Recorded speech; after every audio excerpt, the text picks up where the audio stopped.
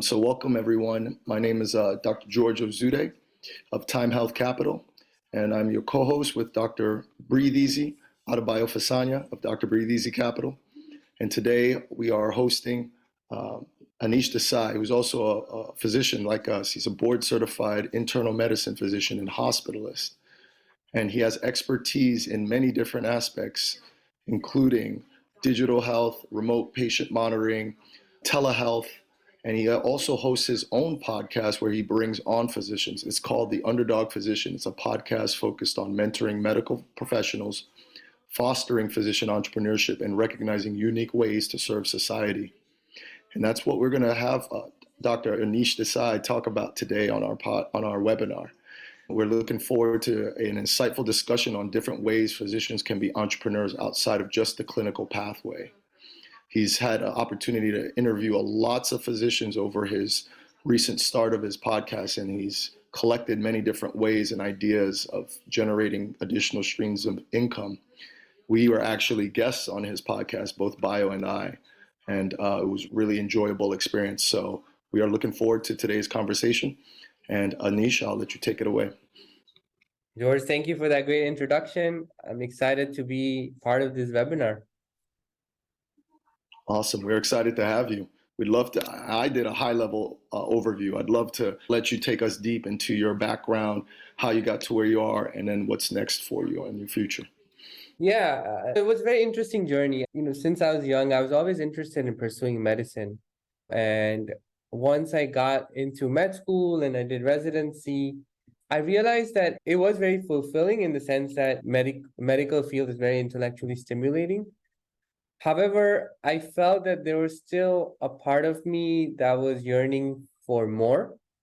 And what I ended up doing in residency, and this really paved the way for my approach to and my desire for pursuing non-clinical ventures, is I listened to a lot of podcasts, especially during COVID times, because during that time we learned how important it is to have multiple streams of income, because it was during a time where, unfortunately, a lot of hospital healthcare organizations were struggling, and there are a lot of family members, a lot of physician family members that were also struggling, not just mentally and emotionally, but also financially to an extent. And that's why I started listening to a lot of podcasts. One of them is Passive Income MD podcast with Dr. Peter Kim. And it got me thinking that how important it is to have a stream of income. And also what I ended up learning is, I think in many ways it would make you a better doctor because you're more fulfilled. You're pursuing more activities outside of just clinical medicine. And I think that in many ways is satisfying for a lot of us who want more in life. And I started off with listening to podcasts. Then I partnered up initially with one of a good friend of mine to start this podcast, the Underdog Physician Podcast.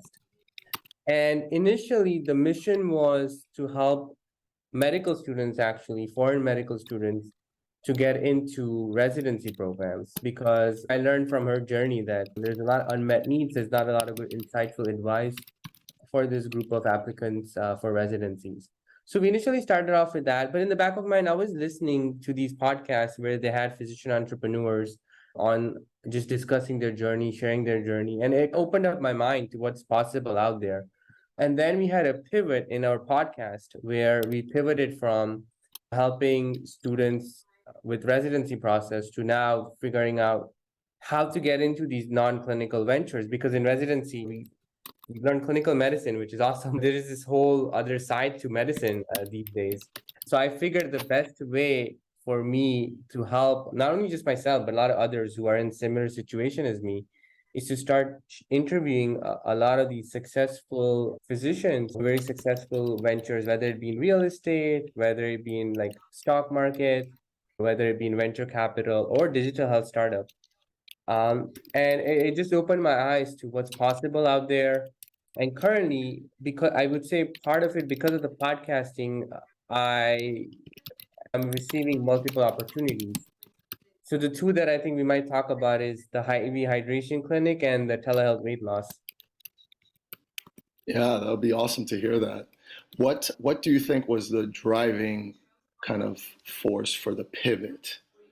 That's obviously two very important things, how to help residents get into or medical students get into residency. But then what would you say, if there is anything, drove that pivot? Yeah, absolutely. So I would say I think it was a culmination of these interviews, culminations of me just listening to multiple podcasts, talking to people. I think many of them felt that, that part of them was they wanted to be more financially secure. They wanted to have multiple streams of income.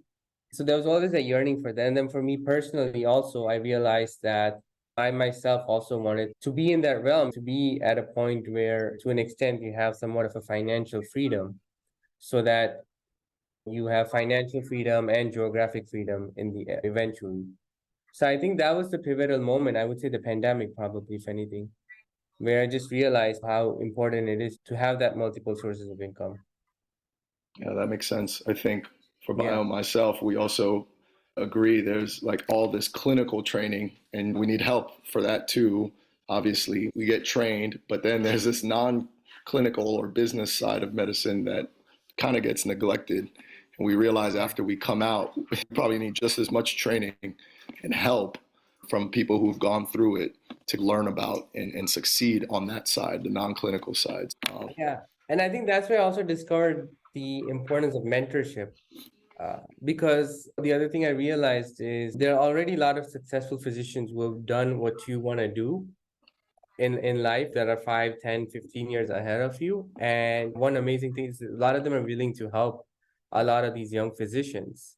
And I think that's really the mission of my podcast too, is to find those physicians who are ahead, way ahead of in terms of their career, to help early stage physicians or residents. Because Yeah, why reinvent the wheel? Basically. sure. Sure. What would you say is a good way for a young physician in training or a resident to approach a mentor, someone they identify on your podcast when they resonated with them and they want to reach out to Dr. Breathe Easy? How should they, what's a Yeah, good way to? definitely. So typically, what I tend to do at the end is I tend to ask the guest how they would like to be contacted. And I think one thing that is great now is we have LinkedIn, we have social media, Instagram. So a lot of them can be contacted through there, but also some of them on the podcast itself will share their email address. I know Bio, I think, has his email address. That those are like some of the best ways to reach out is either through their website. A lot of them have their own websites. There usually there's contact information, there's LinkedIn, there's Instagram.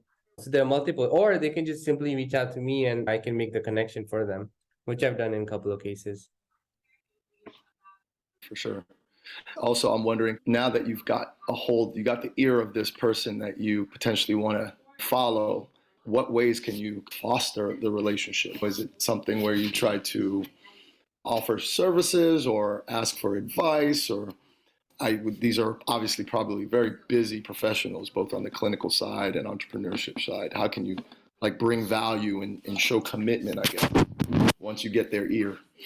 Yeah, absolutely. For a majority of them, I do keep in touch with them via LinkedIn, and I would periodically just check up on them, just follow up with them, see how they're doing. So if they were, say, for instance, they're working on a particular project that I remember, oh, in May, this project, they'll be submitting this, or they'll be, raising capital for this. Just follow up them with it periodically. Hey, how are you doing? How did it go? To just build that, to keep that connection going.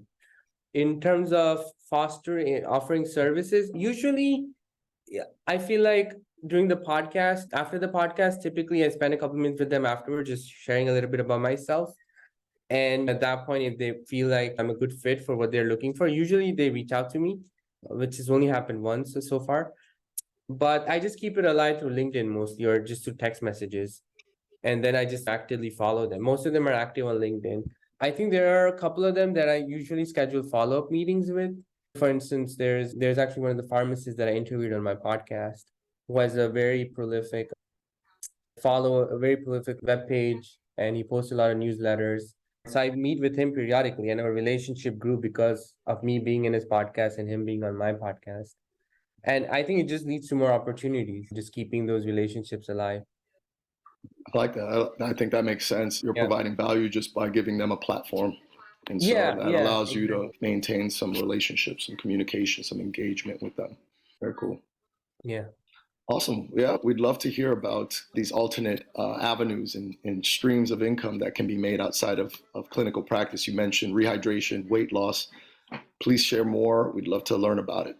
Yeah, that's the exciting part as well as scary because there are literally so many opportunities in addition to just clinical medicine, which is rewarding. But I think if a lot of them are, I think we live in a side hustle economy where pretty much everyone has one, two, or some cases even more. So I would say the best advice is to listen to a lot of podcasts, read a lot of books. I think a good book that I recommend is called Find Your Why or Know Your, I forgot, I'm trying to remember, by Simon Sinek. And in the book, he talks about like why it's important to know what your purpose is, because if you target your purpose to the activity, I think you'll have a higher success. So I would say definitely read a lot of those kind of books to really figure out what you want. And then once you have that, then I would say start experimenting with some of these activities. So let's say in my case, I'm a hospitalist. So if I pursue something beyond just hospital medicine, within the medicine realm, I have to make sure that I feel comfortable enough. So in my case, I came across weight loss as a potential avenue because I'm familiar with a lot of these medications that I prescribed. I felt like it's within my scope of practice as a internal medicine board certified physician. I did take courses and training in that sector. And I just started with that. I partnered up with a spa and I've been seeing patients, doing consultations.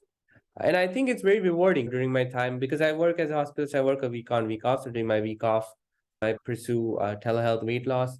The other activity that came about is being a medical director for IV hydration clinic, where we provide hydration services in New York City. I think those are just two, but I think there are just so many more. I know you guys are like, I look up to you guys when it comes to real estate investing and syndication deals, which is definitely something that my goal for next year. I think there's that. I think a lot of physicians are also doing courses. I think there's a course on like stock market investing. So I think once you know your why, experiment with some of these. I would say see which ones you find the most fulfilling and then just keep pursuing that on the side. I totally agree with this initial step of just being curious and getting out there and seeing what's out there and seeing what resonates with you, because it has to be strong enough, compelling enough that you devote your energy, your time, maybe even a little capital to going and training, like you said. That I agree with. Got to keep an open mind, see what's out there, ask questions, and then you'll find something that kind of clicks with you. Exactly. And then maybe seeking out a mentor too. I actually, for the weight loss, there are a couple of other physicians that I know were doing it in New York that I spoke to, that I met with, just to learn about the process. I think that also helps a lot, just having that network of people that you can reach out to if you have questions or just knowing, what the approach to this would be like. And then on a day-to-day basis, how do you incorporate this into your kind of your traditional clinical practice? How does that schedule look like, that timeline? Yeah, so my week on, I just do my hospital medicine. That's where I'm fully devoted to. So a lot of the time, the way I schedule a lot of these activities is during my week off. I would block out the schedule for patients to make appointments online, or even if it's for podcasting. Usually it's on my week off, and then my week on, once I'm home from work, I do the edit. And then weekends, I just tend to save for just family time, family activities, and that's really usually how I block out my schedule. Wow, And I so it think, sounds go go ahead. No, I say it's a lot comes down to scheduling, just Yep. making sure you have like a set schedule and just sticking with that schedule. Yeah, I was gonna say it sounds like having the flexibility with your main hustle seems like a key step. You have a week on and a week off, and so now you have some predictable time frame to your day to day, your week to week, your month to month, and now you can Exactly. plan around it. Yeah, yeah. And I think that's another reason why I think I'm great. I'm happy with my choice with hospital because it gives you that flexibility. Hmm. I've done some locums work, and I'm doing some now, and I'm noticing the huge benefit of having this type of flexibility. Because I've also done employed model where it's pretty much 24, not 24/7, but 5 days a week, plus weekends when you take call. Right, right. And that predictability it's predictable, but it's full. So you don't have the flexibility. And it's not impossible. There's plenty of guys. We got Fasanya doing it. So he's a workhorse, but I'm moving out now, right? So I'm moving to private practice starting from Yeah. next year. Because of that same reason, you want the time freedom really needs to happen with you having more flexibility. Right. And I think being an hospitalist is almost a natural. It creates a natural space, right, for you to Right. do side hustle. I think actually it's one of the best. Yes, you're tired for those 7 days, Yeah. but still, instead of taking extra shift during those 7 days of, because many people will do that. Instead of that, find a way to work on a business, not in a business. Yeah. I think that's even with critical medicine. I think if you work in the inpatient setting, I've seen the ICU attendings have a very flexible schedules. And certainly, I guess if you're like a private practice owner, that gives you even more flexibility and leverage. And locums is the other thing I forgot to mention. Locums is a great way for the flexible scheduling, and there's a lot of great perks. Oh, I think we got a comment on. Yeah, just asking, what do you do on this side? Yeah. So I'm a full-time hospitalist. I work a week on, week off, and then during my week off, I am host of the Underdog Physician podcast. I am the medical director for IV Hydration Clinic, and I have my own telehealth weight loss practice. What systems do you have in place for? Let's start with the weight loss practice. How do you run that while you're doing your hospitalist work? Yes, the weight loss practice, I started it's been, I would say almost 3 months, so it's relatively new. I am partnered with the spa, so they actually provide all the staff that I need for scheduling, as well as making sure that the patients are getting the semaglutides delivered to their house. If they have any questions or concerns, there's a mechanism in place where they can reach out to the spa, and then they would just reach out to me directly. In terms of scheduling, they did give me this flexibility with scheduling because I can't see them every week. I can only see them every other week. So I do have that scheduling flexibility with them. And the great thing is these are telehealth appointments. So I have that flexibility too in regards to I can see them from any place, literally, whether it's New York or outside of it. Gotcha. And then what about the IV hydration? How does that?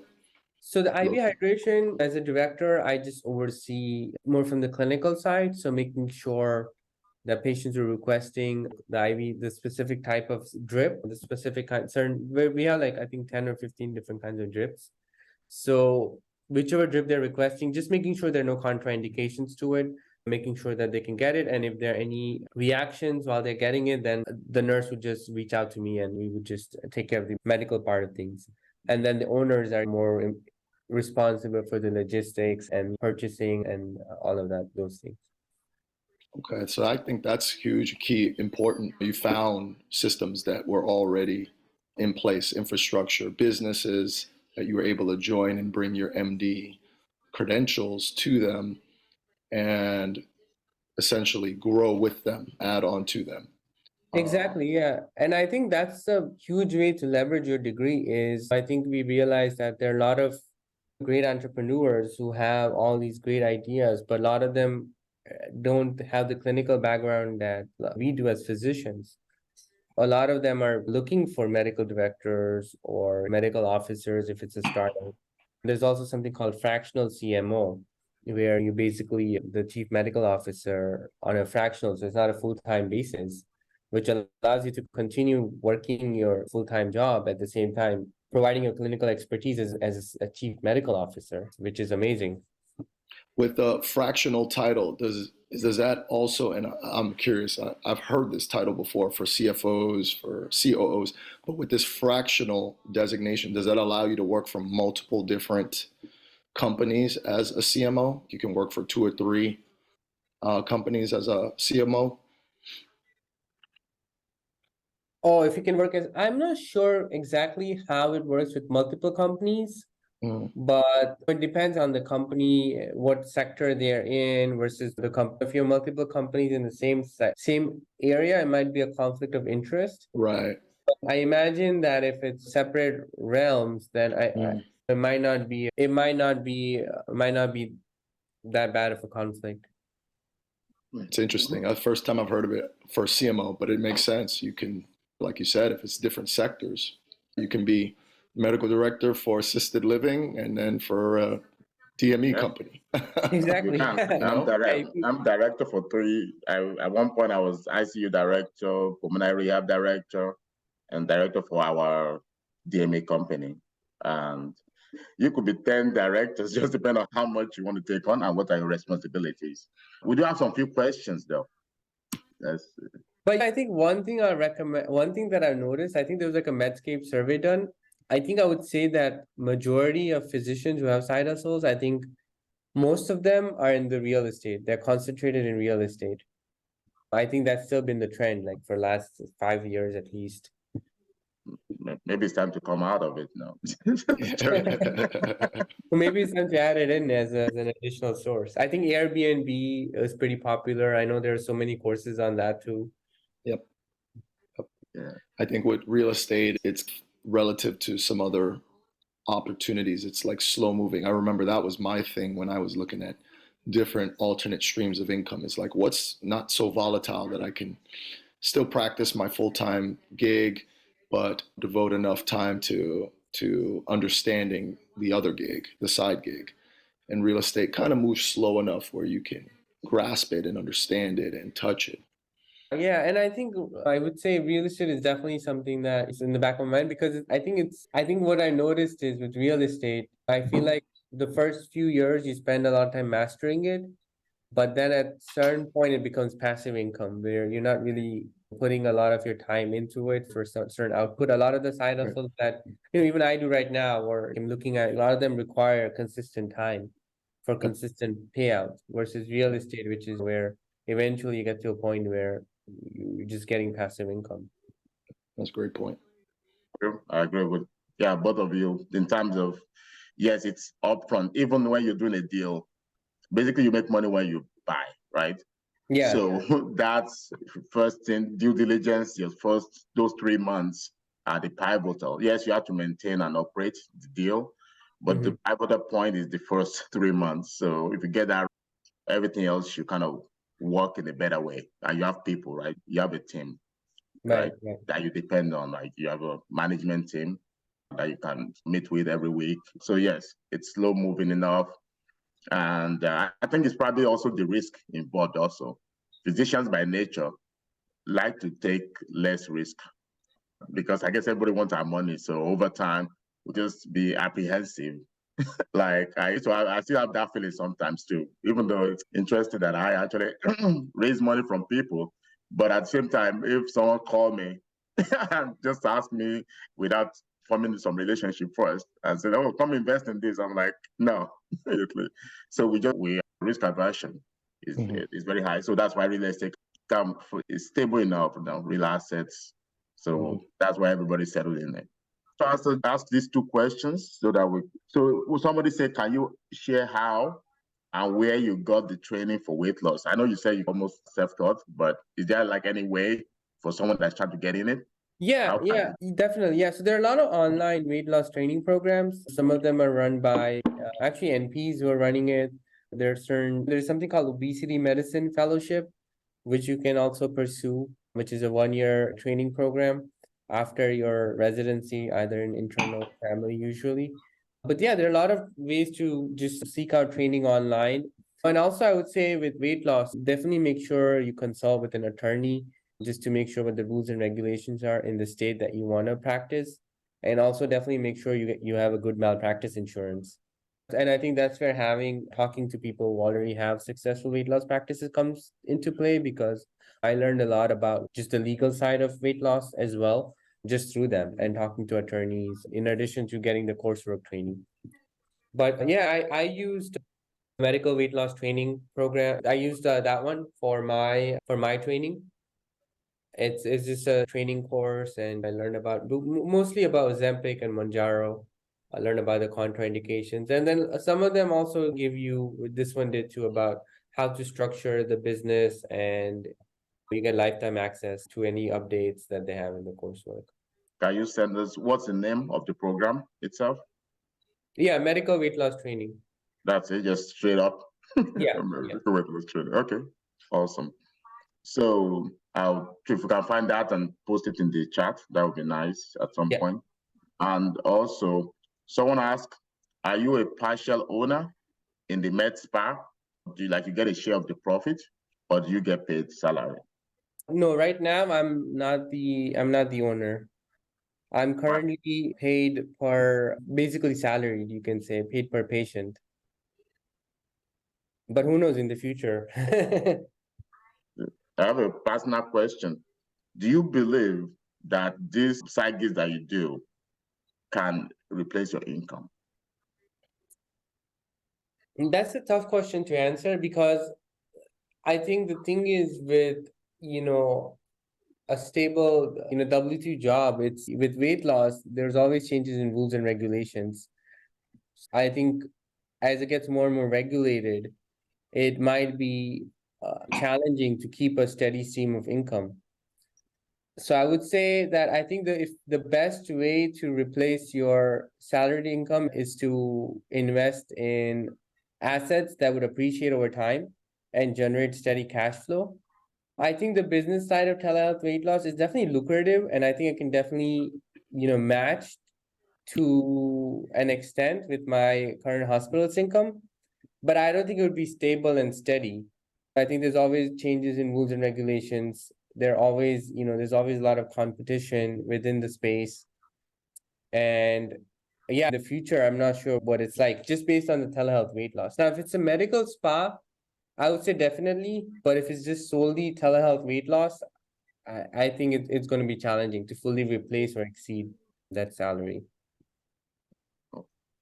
Because many people start slowly, right? Like the strategy I employed was just start replacing, I call it by days, right?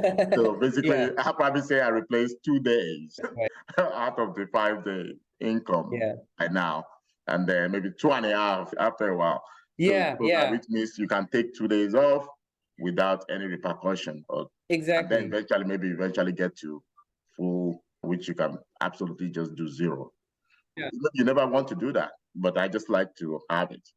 Right. Yeah. I think it's more of a supplement to anything than a complete. So at least the people that I know, the ones that I spoke to, actually 2 of them are med spa owners who were able to essentially retire, but it's more because they have multiple med spas in the area, and they've been in the business for like at least, I think, 7 years, and the other one is 12 years in business. Yeah, but I think just the telehealth side of things, weight loss on your own, that's a tough one. But I like the concept of days. You can easily replace, I would say, 4 or 5 days easily. Out of the month. Yeah. I also have another question. So I know you say you do a lot of podcasts with a lot of people. So can you give us maybe not a comprehensive list, like what you've talked to different people about, apart from real estate, med spa, telehealth? What are all the other side gigs that you see that are high yield that you think people can do, that you've talked to, like people that talk to you about on your podcast? Yeah, I think the couple of them, the ones that struck out the most, the first one was with Dr. Faruqi, who talked a lot about clinical consulting work. He talked about his journey from basically just becoming a full-time, just pursuing non-clinical venture just for full-time. He's now working for a startup company. And I think he shared a lot of insights in regards to networking and developing a lot of connections with the industry. If that's something you're interested in actually med school and residency, as opposed to finishing residency and then starting, because I think a lot of them are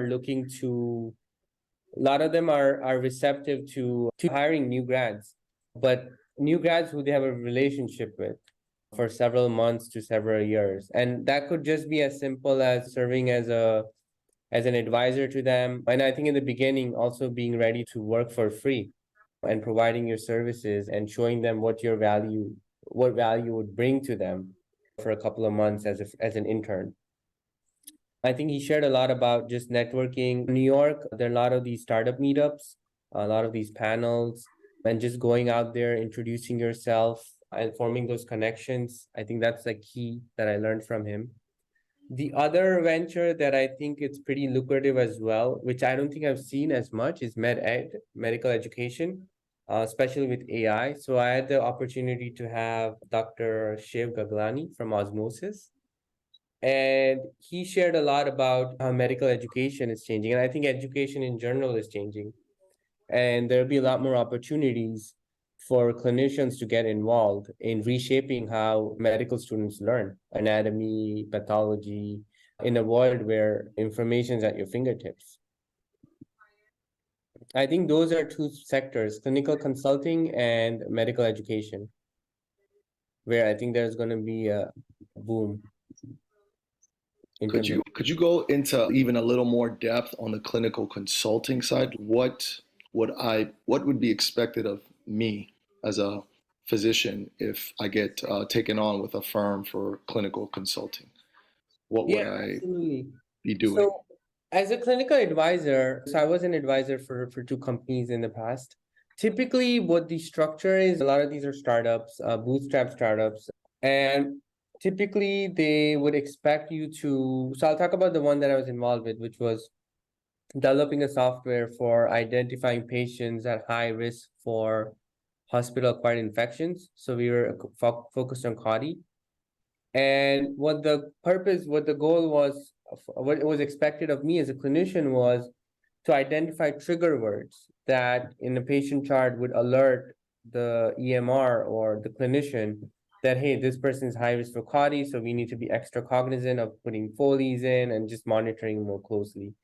So it was just more like providing more clinical feedback, clinical insight on the software development from an algorithm standpoint that, hey, these are the key clinical words to look out for, and just contributing it that way. And then also the other way that I was involved with them is they wanted to market their software. So we had to have meetings with a lot of VPs of healthcare firms. And I would be the one doing a product demo and explaining as a clinician how this would benefit me if I was working for the health system. And I think the roles vary depending on what kind of startup it is and what their need is. But it's always a good idea to figure out from the get-go what services they're looking for, what your expertise is, what your specialty is, and whether you can be of value to them. Gotcha. That helps clarify a lot. Thank you. Yeah. The closest I have to that is, I think, is Angel MD. It's a medical startup company. Yeah. So we do actually many people in our group that are on the board. So I'm on the board of that too. So to be on the board, so you have to attend meetings, and there are once in a while somebody will come and pitch ideas. Let's say there's a particular company, and then you analyze it. For me, if it's in the pulmonary world, I give my own opinion. Nobody's gonna use this. I believe that I've been looking for something like this. There used to be a time somebody tried to put something on top of a stethoscope to make it clean, something like that. It was like a file. Wow. But a funny thing enough is that doctors do that for 2 days and then they just don't do it anymore. So it never really worked. So you just, you do basically give your own advice. And there is some compensation there, usually not from money, not with money. It's usually with stocks. But all these are PIPO, obviously. So it has to be determined whether you actually get anything at the end of the day, but you're providing value to them. And you never know, maybe one of these is going to be Google in the next. Yeah, that's the thing with a lot of these is some of them do give you that stock option, and that's only if the company takes off. That's true. But I think if they also give you, so that's like sweat equity, right? But I think you can also be an investor in them. Yes. And that's another way to be on their advisory board. You do, but most of these investments, you're very cautious with these ones. Yeah. Maybe the maximum will be like 10K if I want to do it. I'm not about to put a huge amount of money into some of these early startups. Yeah, yeah. And I think you need a lot of experience. I would say 5, 10 years at least serving as advisor for several different startups. And I think the other thing is there are also a lot of these like startup like Y Combinator and a lot of those accelerator programs for many startups where if you have connections there, maybe you can be connected with one of the startups that's looking for physicians. Yeah, lot of opportunity. Being a Yeah, yeah. MD degree is very efficient degree, I'll say. Yeah, yeah. And I think the other thing is I think having something else also on the side, I think is also prevents you from burning out. And I also think in many ways it makes you a better clinician. Like on my like during my week on, I feel like I just think overall, because of the networking or because of just public speaking engagements that I do on my time off, I just think, well, it just helps me build better rapport with my patients, makes me feel more fulfilled as a doctor on a professional level, personal level. And I think it's just call it a side effect or call it like a positive outcome. But I think in many ways it does help. I think So this is true. You notice how you feel before you go on vacation, yeah. that last day of clinic versus maybe that first day back, Exactly. that second day back. If you get time off to devote your bandwidth to something else, whether it's Exactly. vacation or another side project, just something other than the day-to-day grind, it Right. resets you in a bit. And I've noticed that for sure. I come back, I'm a lot more engaging. I'm just a better physician when I go Yeah. do something else for a little bit of time. And as I've done more locums, I've definitely noticed that. I just enjoy my day-to-day more because I know I'm working on something a little different today. And Right. so everything I do gets that benefit, you know? It's cool to me that I have 2 or 3 different projects that I'm really focusing on building and still taking care of patients clinically. So Yeah. I agree with this. Yeah, I agree too. And my addition is the autonomy part of things. I know it's the people that go to medicine, obviously, we're like type A personalities, right? Most of the time. So we want to be masters in things.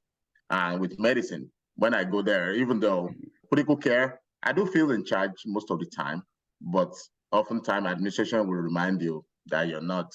So and then you get that kind of, I'm not so like decrease in your maybe esteem or ego and things like that. And then, but then when I go to my real estate world, I feel more in charge, right? Like Right, host right. meetings, I'm like trying to get people together, the team together. So that to me give that fulfillment that there's an area of my life where I feel like I at least have some form of better control. So, and it helps me because then when I go to work, people are like, man, how do you have all this energy? Why do you have so smiling? People think I smile too much sometimes at work. I'm like, this is just me. Life is good. Yeah. Because I know once I'm done here, I go do something else. Yeah, So they say laughter is the best medicine. yeah, so I think so. Yeah, definitely. I think yeah, having something else that you do that Yeah. you master, not just do. I say master it. Right, right. Yeah, that autonomy part, definitely. I think with having a side hustle or something else, definitely, definitely gives you that autonomy for sure. Also, it is more advanced in terms of when you have enough passive income. Now you can start talking out, like you can now voice your opinion a little bit more. When I started at my job, obviously, they call you to meetings, and you absolutely know that what you're saying is totally not the best interest of either patients or the staff. But at that time, I was like, man, I have student loans. And I need to survive. I have kids, I have a wife, so let me just buy it. But now you're becoming more vocal. You Right, can say right, things like, you know what, I'm not going to do this. I cannot participate in this. right. So I Definitely. think that's also good. Yeah, And it gives you someone, voice. yeah, give you a voice. And somebody said something so freeing to know you're not tied down to one institution. Yep. Yeah, Independence. Hey, yeah. Rod. So, Anish, I had a question about for the future for you. What do you see any additional side gigs, alternate streams? You mentioned real estate. what do you see as long as along the lines of the future for your Yeah, endeavors? definitely. This is always something that's evolving, and I think this is the best time because now it's the start of a lot of us are like figuring out New Year's goals and resolutions. So I did a lot of thinking on this. I think real estate is definitely something that I want to be more involved with on the active side. I think so that's going to be a goal just because it's stable. I think at certain point it becomes more asymmetric in the sense of the effort you put in versus the reward that you get. So I plan on incorporating real estate more into as one of my side hustles. In terms of which route I'll go, I'm thinking whether I'll go the like single family investing route versus a multifamily syndication. So that's something that I'm still reflecting on. But I think that's one source. And then I think the weight loss and the hydration, I'm just gonna keep it on. And then certainly continuing to practice. And I think actually that's how I envision my like career 5, 10 years from now, continuing the hospital medicine route. And then on my week off, just being open to new opportunities that are out there. I think with AI, there might be even more opportunities for us, like down the road. So I'm always keeping myself open to that. And certainly just that. And then certainly making time for friends, family, and all of that as well, because that's like a core part of who I am. And yeah. Very cool. Yeah. Awesome. We have 8 minutes. If someone has any other side hustle that they do that has not been mentioned, or Yeah, I'm curious to learn actually. What would you can come on. Yeah.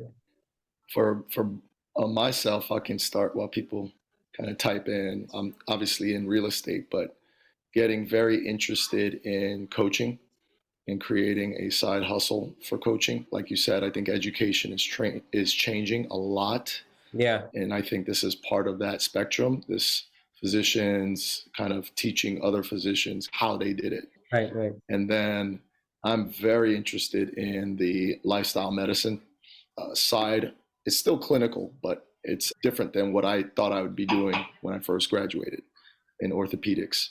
But I see lifestyle orthopedics as an avenue to serve people and create a side hustle. I call it a service line additional to my private practice. So looking forward to educating and coaching patients about how to eat better, sleep better, fast, and do different types of musculoskeletal stretches and exercises to better their overall orthopedic health. They can co-labor That's in their awesome. own health, right? Yes. Yeah.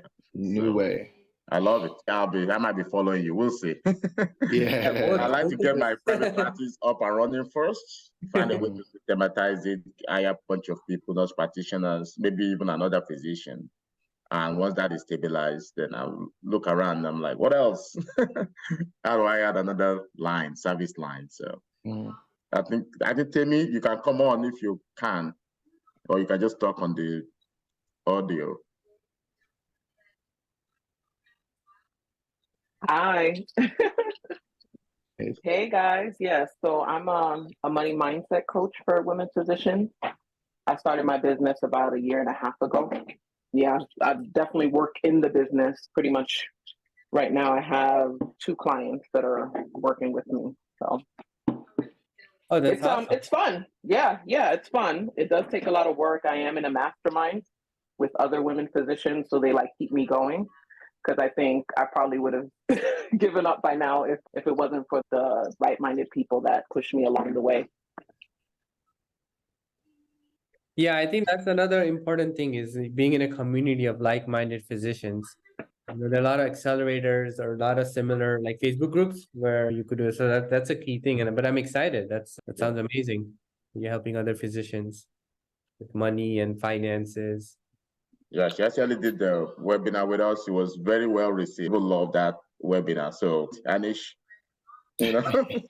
Yeah, absolutely. No, I actually messaged Tammy just now on Zoom too, if she's down to connect and just see if she's interested in it. Yeah. One source I could recommend, and Anish, you could probably agree, the Leverage and Growth Summit by the Passive Income MD group. Yeah. They host every year, like in around March. and they bring on tons of physicians who talk about all the different side hustles that are out there that you can do. Some people are doing medical authorship, so they're helping writing not just journals, right? They're helping writing like marketing content for a pharmacy company or for a medical device company. Like they need somebody to actually write the marketing flyers, pamphlets, the digital stuff. Some people are speaking on podcasts. I don't know if you've ever heard of like Becker's podcast, but Is that it's like a big Yeah. healthcare, but I think they hire people to come speak on that podcast, like the hosts. And then there's medical legal stuff. You can get into independent medical examination or depositions. Yeah, that's another one. I think that's another one that I've seen is a lot of like medical expert witness work. Expert witness. That's So definitely Bio introduced me to this corporate consulting where you can be a medical consultant for a big corporation. Like they need like health, I guess, health endeavors or health initiatives for their workforce. And you can come in and be specific consultant for that. Yeah, people making 7 digits from this, but you have to be committed to that kind of job. It's almost going to be your full time eventually. Full time, yeah. Because you're going to be giving speeches, talks, seminars.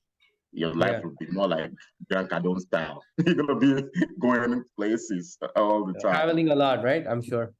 Yeah, traveling a lot too. Yeah. But it's a different lifestyle. But it does definitely pay because many of these companies have like very interesting budgets. Like you ask them what budget you have, it's going to be like, we have $30 million for budget.